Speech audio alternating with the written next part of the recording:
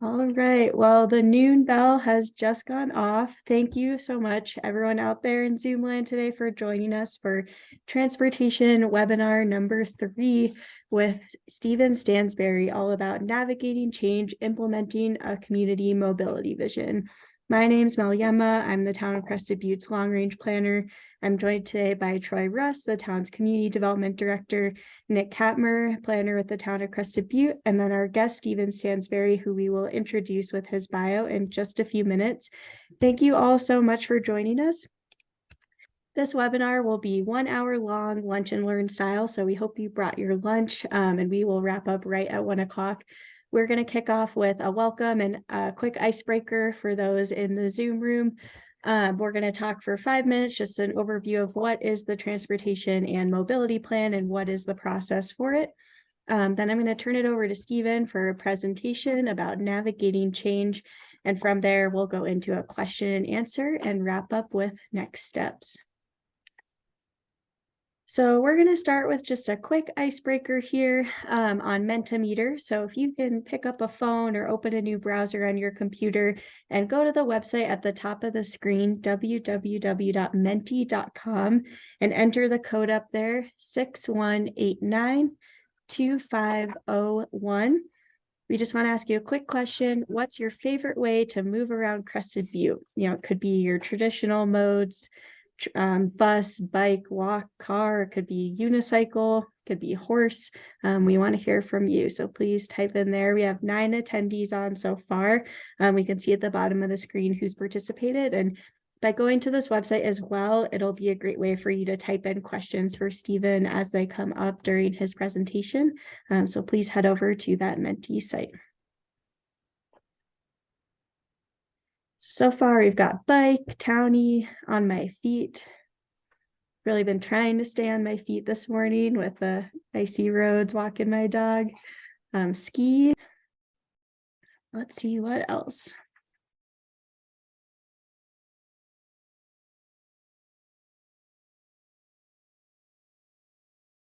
Foot or bike, car. Townie or walking. So Stephen, we call our kind of cruiser bikes townies. Very nice. Awesome. All right. Well, we are up to 10 participants and 10 attendees, so that is great. Thank you for breaking the ice with us, seeing a lot of ski, bike, walking, which is so awesome to hear. And we're starting to see that be reflected in our mobility survey as well. All right, so moving on, let's talk about what is the Crested Butte Transportation and Mobility Plan. Hopefully you have heard about the Crested Butte Community Compass, the town's comprehensive plan, which was adopted last November. That comprehensive plan identified a 5-year strategic plan for the town of Crested Butte with 7 goals to really work towards over these next 5 years. And one of those goals is to de-emphasize cars and focus on walking, biking, and transit.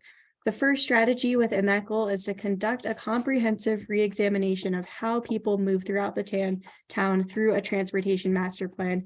And that is what we're kicking off right now this year to really understand and identify what are challenges and opportunities with transportation and mobility within the town of Crested Butte. And to do that, we've laid out a 3-phase process, which we're starting right now. This first phase, which we started internally in January and is moving through April, is all about data collection and plan preparation. So we've been doing a lot of data analysis and collection with great data from our transit partners. We have really great traffic and speeding data and all sorts of awesome data to really show our current mobility conditions. And then we're also collecting data from our community through a mobility survey to really understand how you move throughout the town and how you come in and out of town. And that data is so helpful too. So if we are up to almost 250 responses on that so far, which is fantastic for being open for a couple weeks. And we are going to plug that again at the end. If you haven't taken the mobility survey yet, please do. We'll have a QR code at the end of this webinar. We're also hosting this 5-part series of introductory webinars with different mobility experts from across the country to really set the stage for developing the plan. And then we're recruiting workshop participants, which I'll talk about in just a second. And then we're going to end this first phase with a town council work session on Monday, April 3rd, to really talk about the goal and expectation for this plan. From there, in May and June, our next phase is going to be all about identifying challenges and opportunities.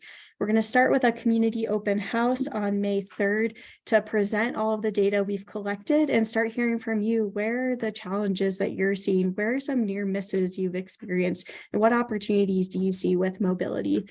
Then we're going to host a series of half-day workshops on different focus areas, ranging from parking to traffic circulation to the pedestrian bicycle experience and more. So we have those laid out on our website too, and shoot us an email if you would like to participate, where we'll have more information and recruiting opportunities coming up here soon. We'll recruit an advisory committee from those workshops to really take us through the next phase of developing the plan. And then we will wrap up the second phase with another town council work session as well. Lastly, our final phase will be all about drafting the plan from July into November. We'll develop that plan. We'll work with our advisory committee to review it, to refine it, to rewrite it, make sure we get it right for our community, and then present that to our community for a feedback period, continue to improve it, and then take that through to town council presentations, partner presentations, until we adopt a plan that our community can really support. And with that, I'd like to turn it over now to Stephen Stansberry for his presentation about implementing a community mobility vision. We are so excited to have Stephen here today, and he is a community planner and leader of Kimley Horn's mobility planning consulting practice. He regularly works with communities to align transportation with desired community outcomes for both large urban centers as well as small towns throughout the U.S. He's led the creation of multimodal plans for several fast-growing cities like Austin, Seattle, and Washington, D.C., as well as modern strategies for smaller communities focused on preservation and modernization, including Asheville, Sedona, and Winter Park, Florida. Stephen is an advocate for the creation of walkable communities of all scales. He's an avid cyclist, outdoor enthusiast, and underwater photographer, and prefers to spend as much time as he can hiking around the mountains of North Carolina. So let's give it up for Stephen. Thank you so much for being here. I'm going to go ahead and unshare my screen. But if you keep up the Mentimeter on your phone, you will see this screen up here. So feel free to type in questions throughout Stephen's presentation as they come up before we get to the Q&A. Great. Thanks, Mel. It's a pleasure to be here today. I'm going to do my best to embrace technology and share my screen as well. See if we can't get to a place that works for all of us. That would be the end. So that doesn't help us out much. Appreciate that intro, by the way, Mel. You make me sound very exotic. And an incredibly exciting Renaissance man, but maybe that's not all quite true. I just enjoy being outdoors in general. I will share just a little bit more about myself, but then let's dive right into our conversation for today. As Mel mentioned, I spend most of my time nerding out about communities, just how we can make them better. I started out my life doing community planning, fell into transportation planning, spent the better part of 25 years doing it, and realized about halfway through that what I really was doing was community planning, not transportation planning. And it's afforded us the opportunity to sort of change the narrative about how we think about developing plans in more supportive ways to achieve community goals, as opposed to serving a set of performance metrics exclusively centered around transportation system performance, which is kind of a pitfall, I think, of plans for many places over the last few decades. So I'm really excited to be with you today. It is true, I'd rather be outside hiking. I'm going to share a little bit as we go through this about my little place in the world that I find favor with, which has some similarities, but not nearly as nice as Crested, Butte. And so with that, I just kind of want to jump in. I feel like today's conversation really could center around a whole lot of things, but in the interest of time, I just want to start a thoughtful process with you all. And ensure that we have a level playing field. There's a paradigm of planning that really served the past, and I don't want to dwell on it, but I think it's important foundationally for us to all have that same understanding. I want to think a little bit about future wisdom, and I want to leave you with a few things to consider as Mel's outlined the remainder of your planning process. First of all, you guys should be really thankful that you have such an amazing staff there locally. They're not only competent, but they're super enthusiastic. And I love that they're not building the airplane as they go. There really is a wonderful path forward for you all to embrace sort of the trade-off discussions regarding developing a mobility strategy for Crested Butte. So I'm going to go back in time a little bit. And here again, I'm not going to dwell on it, but I think most of you recognize that in years past, decades past, gosh, 100 years of planning, we spent a lot of time developing individual plans for specific ways that we might travel. And for years and years and years, we talked about things like thoroughfare plans. How do we get there faster? And I think they really served. I don't want to demonize that aspect of our history. It really helped create the fabric that connected places that otherwise would never have been connected. But we've outgrown it. And I think that that's the most important observation that you could have about it. This notion of planning, though, our modes in silos has become a little bit problematic. That could be an understatement depending on where you are. We've allowed ourselves as advocates to plan for things like transit on its own, as advocates for biking to plan on its own, to plan even for things that are more abstract like safety on its own. And it really requires an integrated strategy. And I think most people in our communities, when they think about these things, they just assume that they're all done together. And in reality, they're not. We also went through a whole era, and it's still going on, where we needed to ensure that whatever changes we might be contemplating, that it didn't compromise traffic operations. Heaven forbid we actually slow down, even though everything that we've learned over the last decade about safety suggests that slowing down actually does a lot of community good, not just for drivers, but also pedestrians, walkers, and really the experience that we have in our communities. So I'm not here to suggest that that's an evil part of our planning history, but I would like to suggest it's time to evolve. It's time to move on and to think about things in a new way. And in reality, what we're talking about is developing a plan for your right of way. And that sounds a little wonky, but essentially that space with which all of our transportation traditionally occupies, that public domain is called our public rights of way. And it's real estate, plain and simple. And if we think about it exclusively through the lens of what it can do for transportation, we're probably going to miss out on some really important components to community building. You know, we talk a lot about like the basic functions of the public right of way. I'm not going to go over all of these, but there's a lot. You probably could add even more. But you can see in here that the movement of cars, the storage of cars is really just but two items in that list. And it seems as if it's dominated for so incredibly long. We got to be really careful that as we contemplate modifications to how we manage and use that space, that we don't inadvertently create some externalities or challenges or just downright wrong things and carry them into the future. And that's something I'd encourage you all to be thinking about. And I mentioned just thinking about your right of way as an asset. You know, it's interesting when you have something that's a scarce resource like water, you manage it really carefully. You think about how you ration it. You contemplate its highest and best use. You want to be careful with it. And it seems as if we've had the luxury to do a lot of things with our public right of way over the years without a whole lot of thought given to how do we really look at it in a way that we can leverage it to do as much community good as possible, not just as much transportation as possible. And so it's maybe a new way to think about it. I'm sure many of you already have this perspective, but contemplating that real estate as a really special, scarce resource that we have is something that can change your dialogue in many ways. I'd go on to say that over the last decade or so, there's been a more modern approach to transportation planning. I think that planners would like to suggest that they've evolved as well.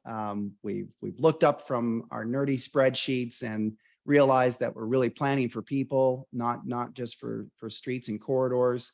And so understanding place, our community context, really listening, not just doing public engagement, but doing honest, thoughtful listening about what our community says they want, need, and desire. is incredibly important. Finding ways to integrate that into decision-making processes has become incredibly important compared to checking the box to say, did you talk to the public? Yes, we did. Let's move on. Managing trade-offs. I think we've all been wise to the observation that if the right-of-way is only so wide and we only have so much time and we only have so many dollars, we're going to have to think about how we spend our time, space, and dollars to our advantage.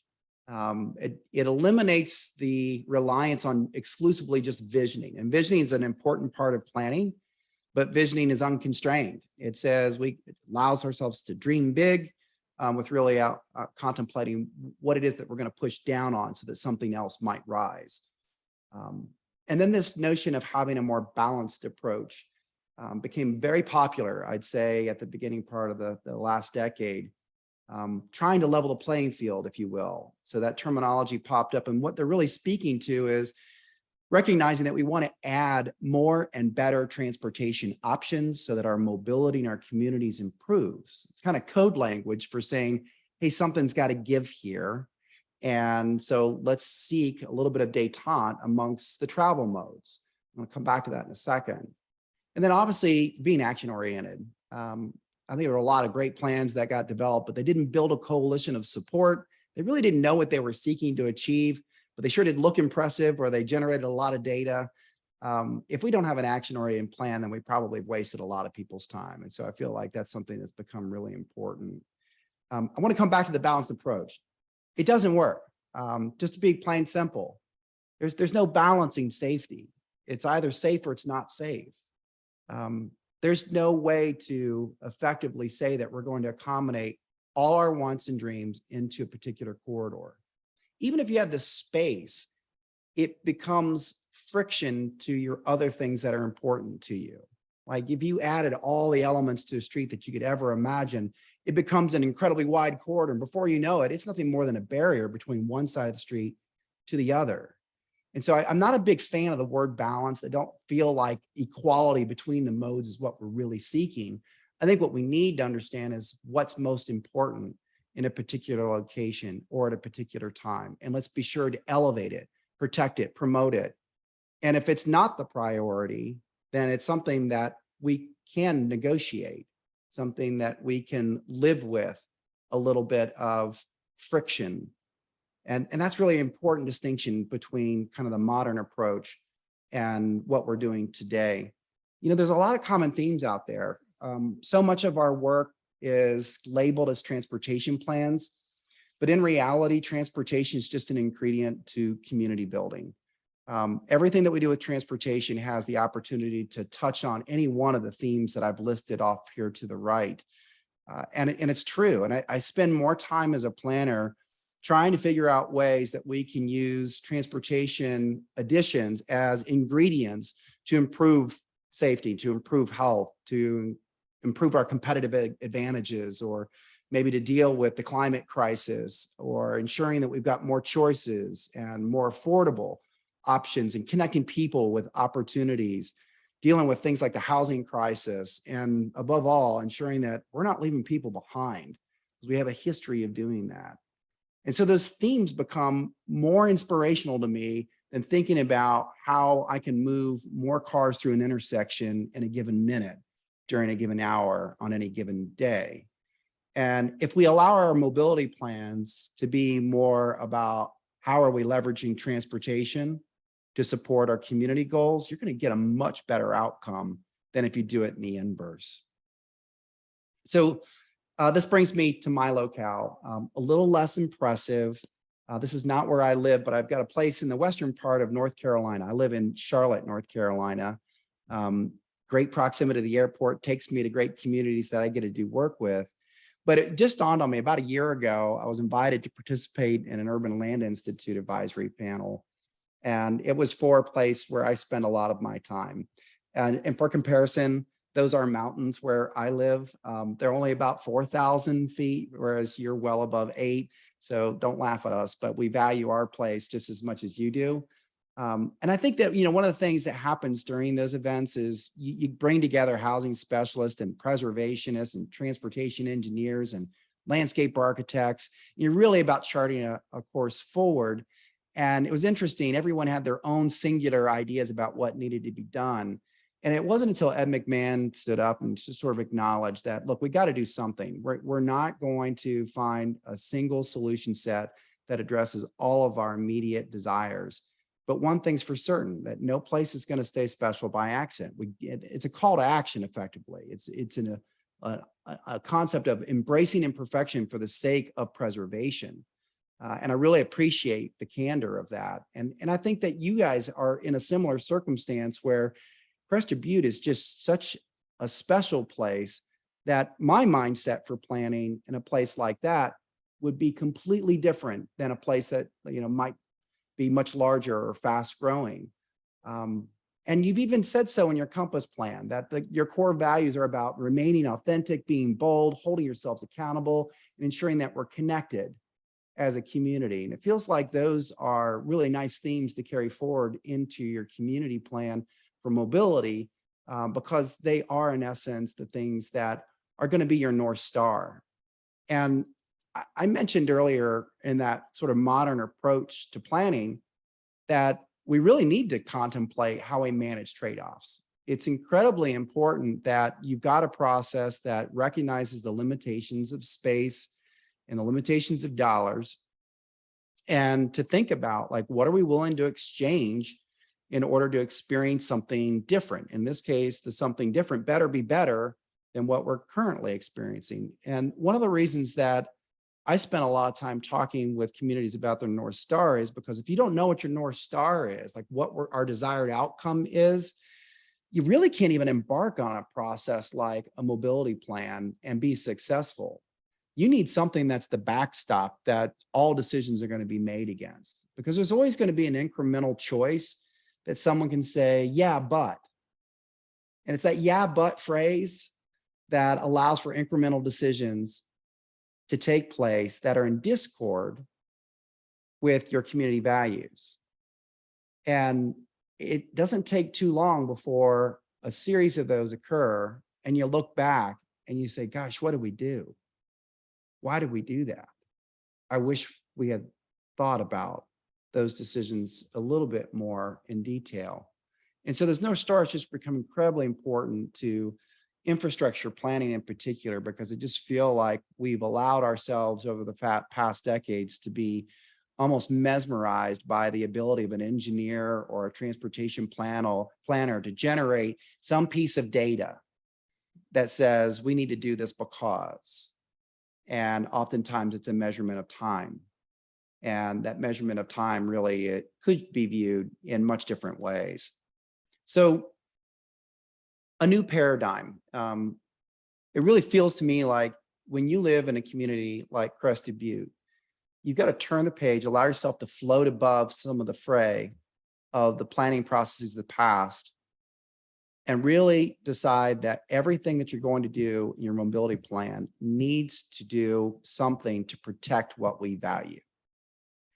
And if it doesn't, move on to another option. And so the traditional process, as I mentioned earlier, may have been modal based, may have been car centric, and it may have had an emphasis on transportation system performance. We can turn the page and instead talk about integrating modes in their most effective way. That means finding synergies where things can coexist. It also means that we probably need to take a moment and define the role of a car in a community like Crested Butte. Now, that doesn't mean that this is a war on cars, but it means that if we don't understand the appropriate place of a car in our system, we're going to allow it to dominate future decision making. And it's probably not the trend that's going to lead to the desired outcome you're seeking. The emphasis on desired community outcomes essentially becomes the wherewithal that you allow yourself to make a choice for something new, something that you don't already possess. And I think the one last thing about that enhanced process that I'd mentioned is that right-of-way is fluid. It's evolved. Your streets used to accommodate horse and buggy. Now it's a motorbike and an SUV. There's no reason why it won't change again. And so none of these decisions that we make are permanent.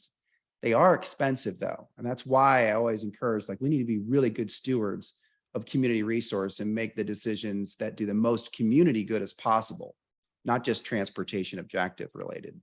So defining the role of the car, I spent a lot of time doing this in cities as big as Washington, D.C. and Seattle, as much as I do in Winter Park, Florida, little tiny resort town. I don't know if you're familiar with, but and really any small town. Because, it's the main streets in our communities that really define the charm of place.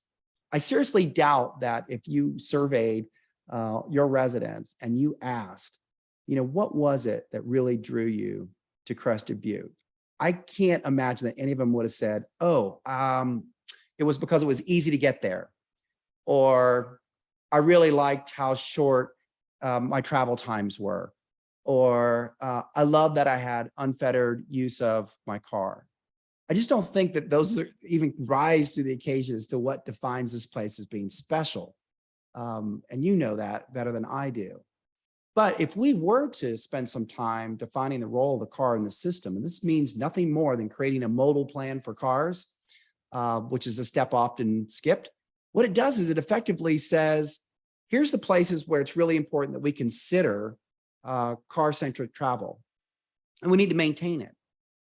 Any place that doesn't show up on the map with that express purpose means it's a place of opportunity. That's kind of cool to me. I can get excited about that. And so when I think about a place like Crested Butte, the place where the car is going to be most important should be fairly rare. Should be fairly rare. I've got a little footnote on here though, because I don't want to be Pollyanna about these things. We live in uncertain and challenging times. There's a little PS there, postscript. Don't forget the impact of housing affordability. So, a lot of places I go want to talk about the inclusiveness of their community and their desires to work towards more equitable outcomes. The reality of it is that Crested Butte's expensive, like many other communities I've had the privilege of working in. That means affordability is really difficult. And that means that your workforce is probably living farther away. And the farther away you go, the fewer modal choices you typically have to do what it is that you need to do and to support the community that you love. So we have to really be cognizant when we do define the role of the car when developing a mobility plan, such as the one for Crested Butte. So the other thing I wanted to just drop as an idea is this notion that there's different ways with which you could organize a plan. And none of them are wrong, by the way. So any way that works for you all is success.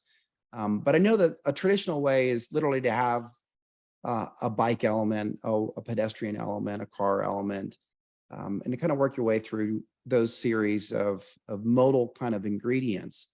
And those can be really effective when well done. But another type may be to consider organizing your plan around different trip types. And so without getting too nerdy here, we planners like to talk about that inbound work trip, for example, or a commute trip, or an external trip coming into a community. And those are very different than short trips. Those might be trips for convenience items, things that are unscheduled, things that are about going to a store to gather your groceries, stores to gather provisions, or for dinner, or whatever it may be. Those are trips that are so short that we've got other choices. We typically have our most choices for short trip types. And so I just would challenge you all as you navigate the process to really begin thinking about, like, maybe we need a strategy for long trips, and maybe we need a strategy for short trips, and build a plan that acknowledges that we've got accommodations for both, because they are both important. And I'm going to close you just with this simple mindset. You guys have got something really special. I'm looking with eyes of envy at how photogenic this place is. And I've already added it to my list of places to go. I'm completely unqualified to tell you what to do on your plan. But what I can suggest to you is I'd hate to come back 20, 30 years from now and see an image that doesn't look like this. It really suggests that whatever you're about to embark on should have the mantra of do no harm. And when we find ourselves gravitating back to this idea that we do have something special, then special things are worth protecting and preserving.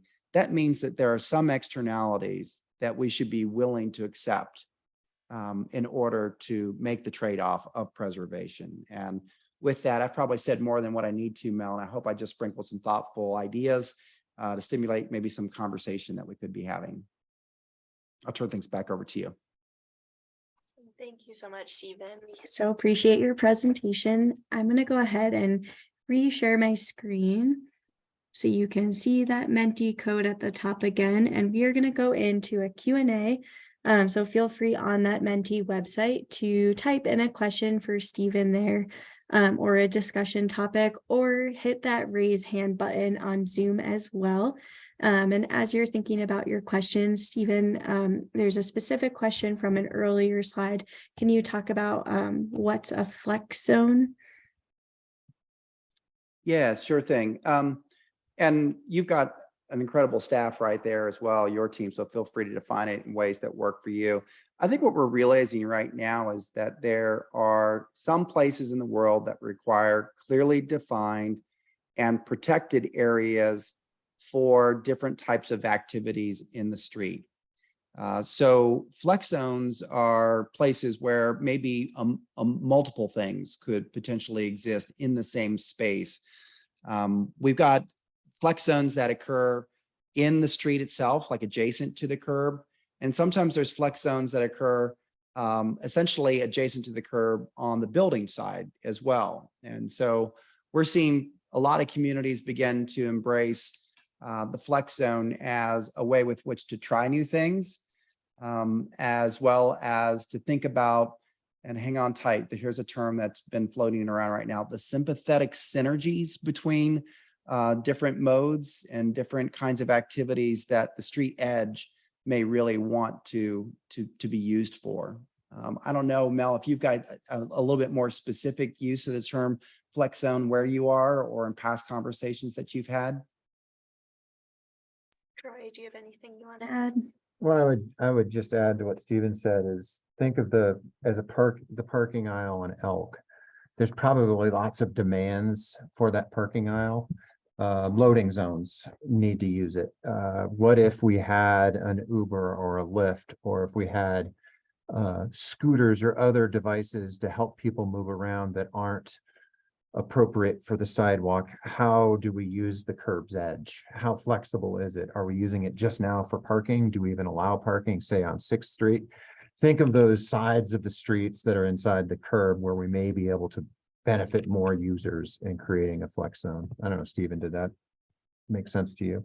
Yeah, it absolutely did. I mean, the reality of it is these things need to be looked at block by block, right? They're not something that you make this broad shift that says we're hereby going to use our curb's edge for X, Y, or Z. There's a real influence that is made by the private realm, which is essentially the building envelope, what occupies the building, what activities take place, how do people interact at the street in those locations, that should influence how that curb space and the areas immediately adjacent between the travelway and the building should be best used. And as a follow-up, we heard a little bit last week about kind of like festival streets. Have you seen flex zones kind of across a whole road for events? And how would you incorporate what the concept of having so much snow into that as well? Yeah, wow. And you guys have real snow. So it's like, it's difficult. I have to, and this is where my expertise probably falls shy, but I do know that there's a lot of places where we might actually place an emphasis on that edge for ceremonial streets that we know are going to be used for public events, streets that have some higher demands that may fall outside the norm. And it's, you can look at New Orleans for that kind of situation. They've literally got streets that were designed to accommodate bleachers for all of the myriad of parades that occur during multiple times throughout the year. I've seen up north in Minneapolis places where literally they designate some snow storage locations in their blocks, which is kind of interesting. And yeah, I just feel like those are the kinds of things where you could almost master plan your flex zones because the scale allows it to occur. could be a really interesting part of your plan, like having an element that's defined as flex zones and the variety of things that they could be used for. The difficulty does come into play, though. You've got to manage it, right? You have to have a staff, you have to have resources to make those changes and to somewhat police their appropriate use.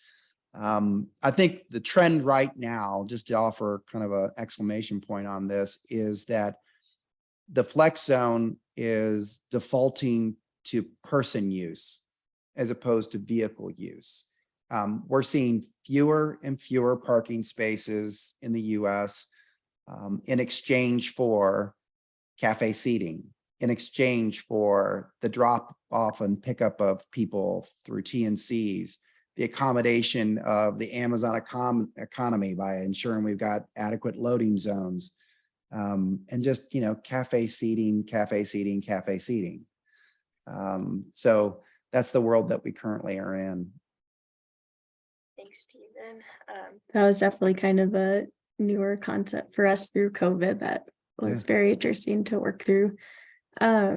So moving into kind of more big picture, you talked a lot about the importance of understanding trade-offs and embracing imperfection. How do modern plans help manage advocate expectations? I love that question.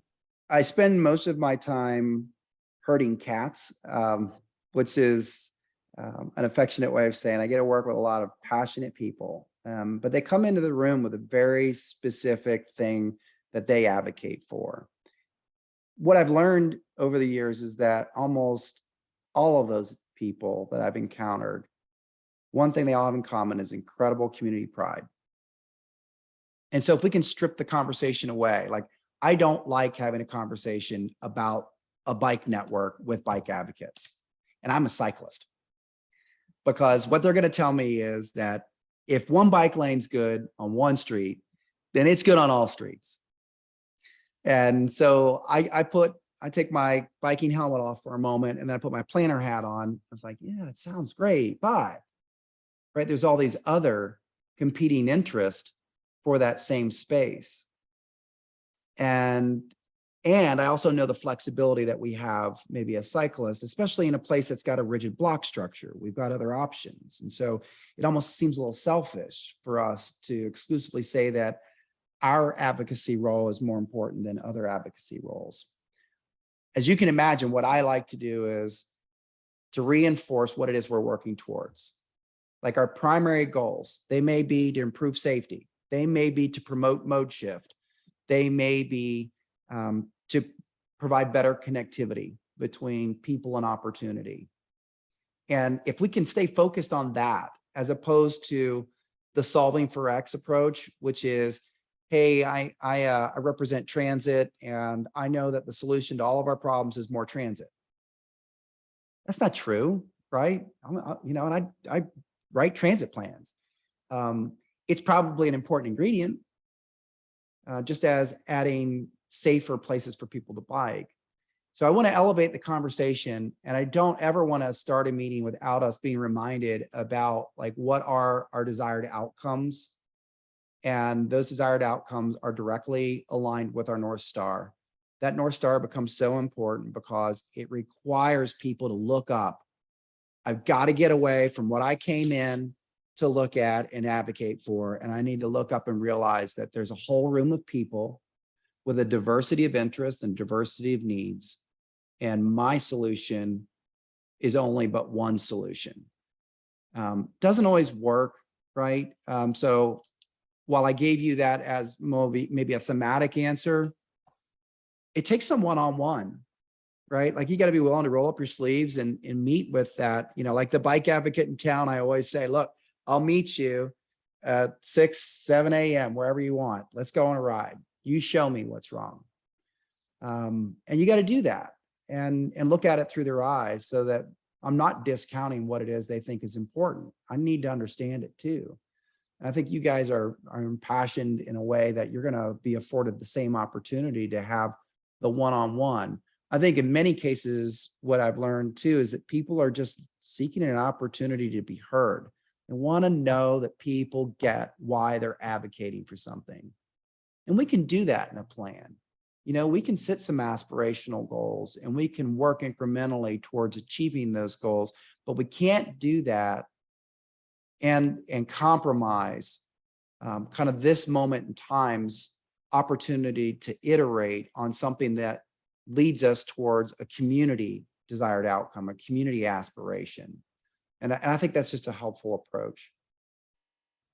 Absolutely. That's such great feedback. And we spend a lot of time at the front end of our compass doing a lot of those one-on-ones, and that really helped us come to those underlying community values. So we have another question about how we really appreciate our community values in the compass, but they could set up a tragedy of the commons. How do we get to a transportation system where individuals may have to inconvenience themselves? Yeah, I mean, I think that speaks a little bit how I closed my presentation, right? Which is be careful about what we ask, number one, right? I think that, you've got some upcoming surveys, and I don't think we should be asking the question about how convenient you want something to be. I think it should be more about what are the challenges you experience and what is it about our community that you value most. And if we can juxtapose those two items in our column of public engagement, we can then synthesize a set of alternatives that respond to those two things. Here's a response to some of the challenges. Here are some things that maintain the things we value. And when you find the Venn diagram of those two things overlapping, those are things you want to run towards. And you want to showcase that to people as well. I'm a big fan of also don't wait for people to experience it, meaning let's point out, if we do this, we need to understand the trade-off. It's going to take us longer to get to there during certain times of day, but look what we accomplish. I also think that a picture's worth 1,000 words. I can't imagine. I did some time just sort of perusing through Google Earth, looking at Crested Butte, just trying to imagine going in the opposite direction and continuing to invest. It just seemed like not something that community, that the folks that would be attracted to a place like Crested Butte would really want to see happen. And so if they saw kind of even just the visual impact, let alone the operational change, I think it could be powerful, just so folks understand that a little bit more delay in exchange for protecting what it is that we value, or a little bit more delay to get some new ingredient that we don't presently possess, is worth it. And then that whole bootstraps mentality, you guys are out west. It's like, suck it up, Buttercup. Are you serious? Are you complaining about 30 seconds more delay? Is that really what we're going to stand tall on?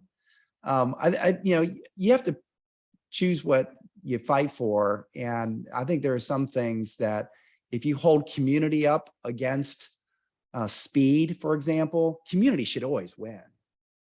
That's an easy debate. I take that debate on with anyone. That's great, Stephen. I love the idea of really kind of calling out and thinking through the trade-offs. I think that's great. So a more specific question, but with the main transportation into and out of Crested Butte or through Crested Butte being car focused, how can we manage for parking while also creating a non-car focused community? Yeah. So this has been like holy grail kind of questions for folks. There's some assumptions that go into it. And some of those assumptions are that car ownership is going to continue to be popular and carry forward into the future. There's also a leap that you have to make, that parking 3,000 pounds of steel is essential to community vibrancy, and parking it in a very specific location, I might add. What I know about great places is that parking doesn't drive vibrancy.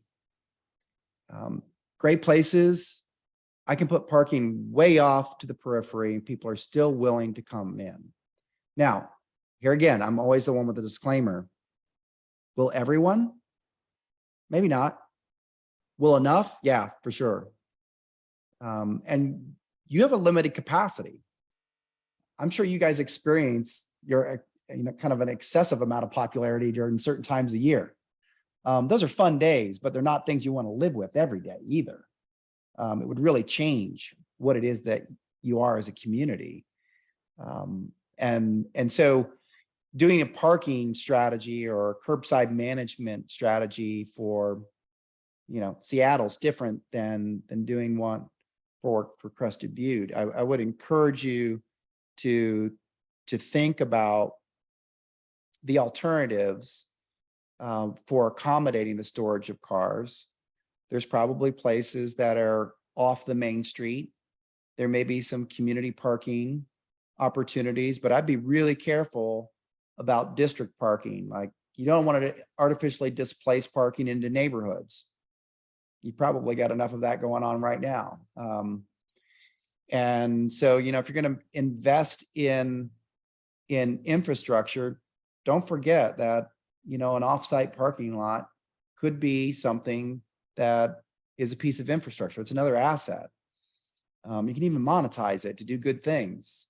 But that we really have to contemplate the highest and best use of parking in its adjacency to great things. And we're just not seeing anything right now in the marketplace that suggests that the traditional mindset of the past is something to carry forward into the future.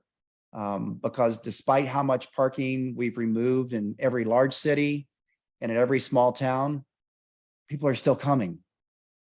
And I don't know what else to say, except that that's all the evidence you need to take bold steps to try something. Here again, this right-of-way is fluid.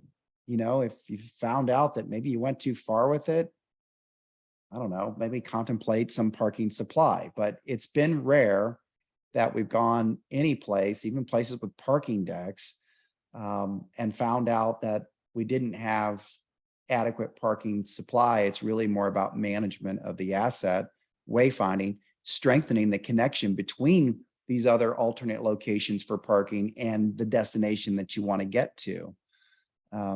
And so you got to be bold. I mean, that gets back to your values. Your values say be bold.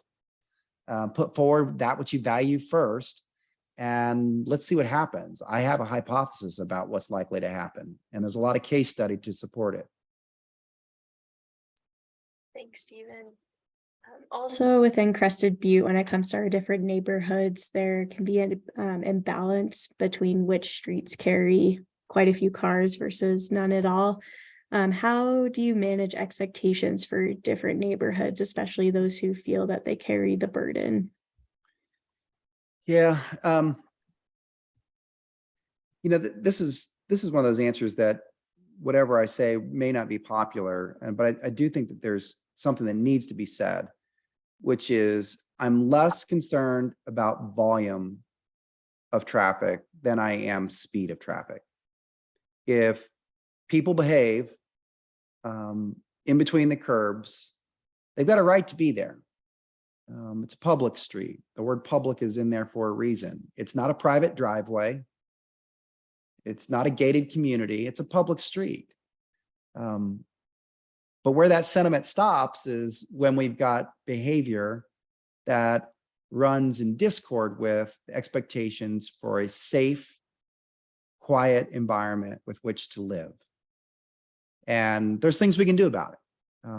And I'm a big believer, don't be afraid to be a little bit radical to ensure that we get compliance with travel expectations through neighborhood streets. I think that sort of radical approach to traffic calming and right sizing of streets creates sufficient friction that, those that either don't care or just don't behave, they're the ones that are most annoyed by those strategies. They'll find someplace else. Or maybe we'll see that there's a behavioral shift. They may actually learn something. And so, I mean, that's kind of my mindset on it. I'm a big believer in don't close streets. Connectivity is what really drives community. It's something that's not largely understood by most because it seems like the best solution is to cut me off from the externality. But in reality, that's more of an artery that feeds you, like that connective tissue that makes why your street's so great is because it is connected with something else.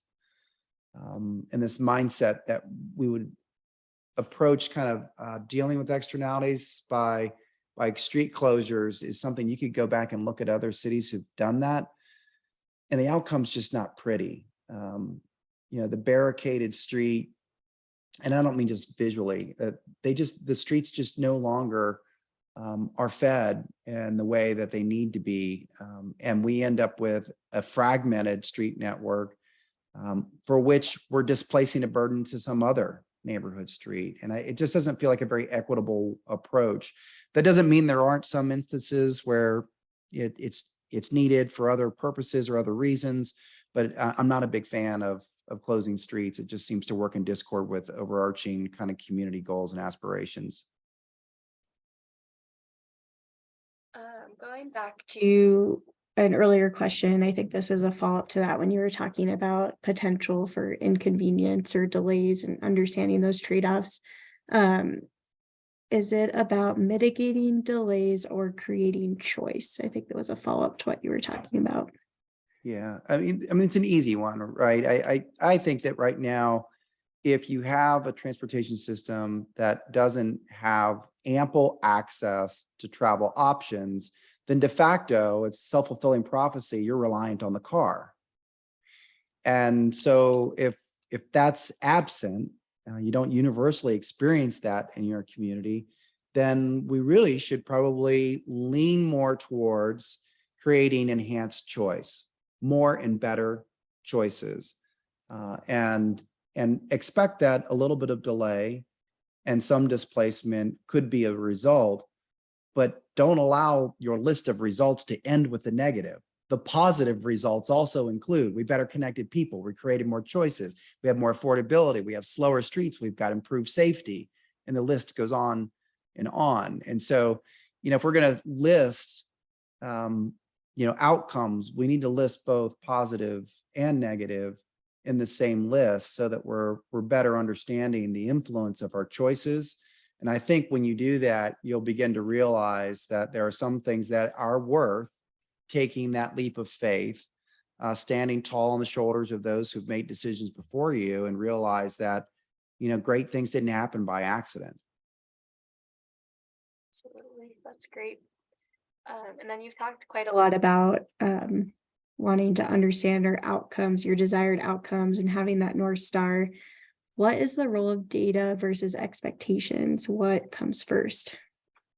I love that question because, it used to be that you could show up to a meeting and say, I feel like there's too much traffic out there, or I feel like that traffic's going too fast. And you had to rely on some expert from a state DOT or a local engineer or someone who's just got all kinds of access to proprietary data to tell you what the truth was, right?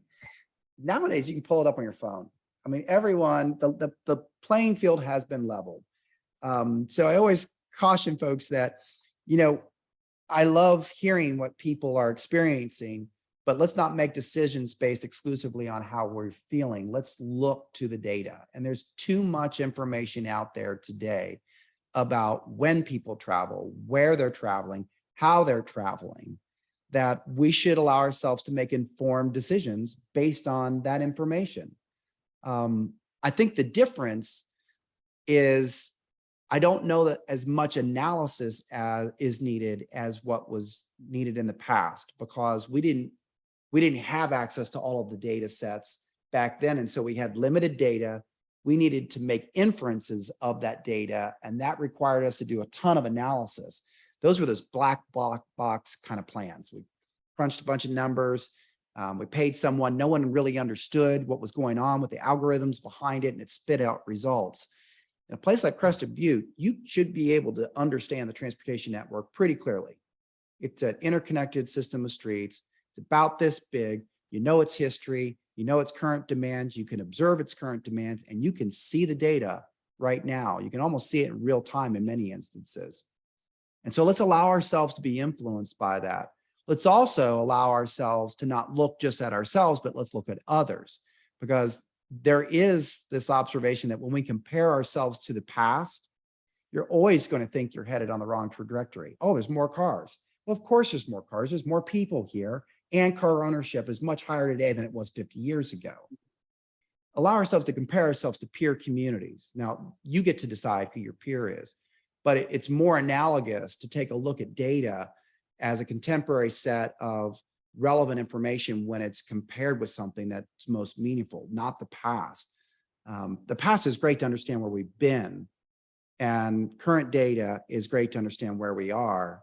Envisioning can lead us to where we want to get to, but we've got to allow ourselves to look at the multitude of data that exists so that we are making more informed choices. You may find out that comparatively speaking, you guys are killing it. You're doing great.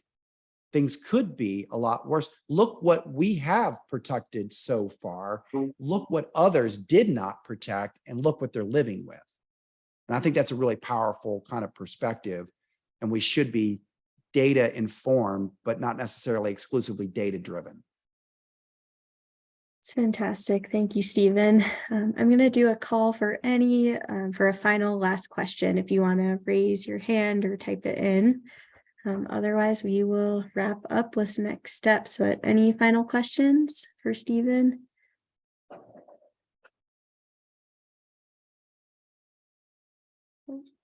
All right. Well, I think you covered so much great information and great perspective. So let's give a huge round of applause.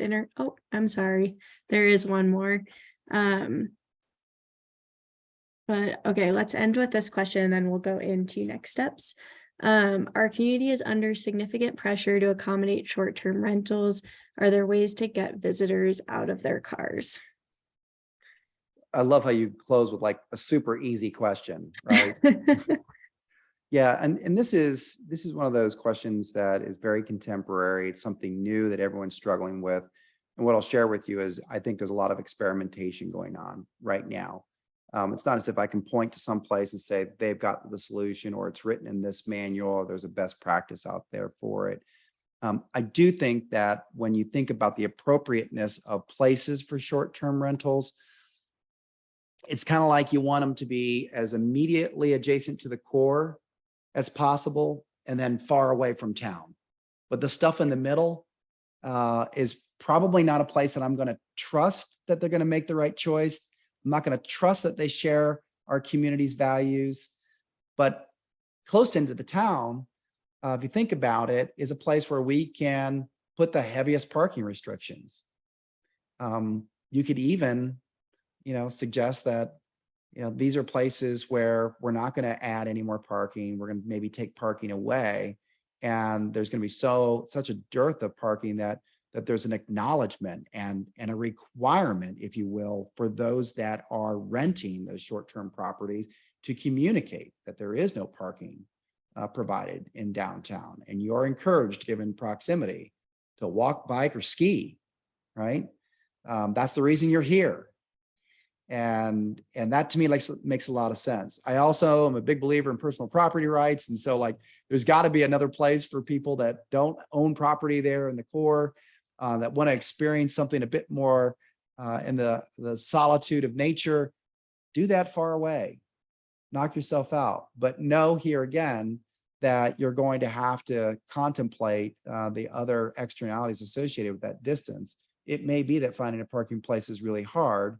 It could be that we offer a shuttle service, right? That's the equivalent to some kind of TNC, pick up and drop off, or that there's remote parking that is only appropriate for those visitors. So those are things to try. And I look forward to hearing a little bit more about how you all perfect the right strategy and can teach the rest of us. So thank you, Stephen, and thanks for the final question. So with just 1 minute left, let's move into just a quick marketing for our final upcoming webinars next week and the week after. Next week, we have Dude, Where's My Car? Parking in Livable Communities with Chrissy Fanganello. And then we'll wrap up the webinar series on April 4th, all about transit in mountain communities with Carlos Hernandez. If you haven't registered yet, please do. And if you like what you heard today, please feel free to share the link recording, which will be posted this afternoon on the town's transportation plan website. And again, if you have not taken the mobility survey yet, please do. If you've seen the poster, bathroom stalls around town, and the paper on Facebook, please take that survey and share it with your friends. And with that, it's 1 o'clock. So thank you all so much for spending your lunch hour with us. And let's all give a round of applause for Stephen and our Zoom bubbles. But thank you so much, Stephen, for being here today. We so appreciate your time and expertise. My pleasure. Good luck with your planning efforts.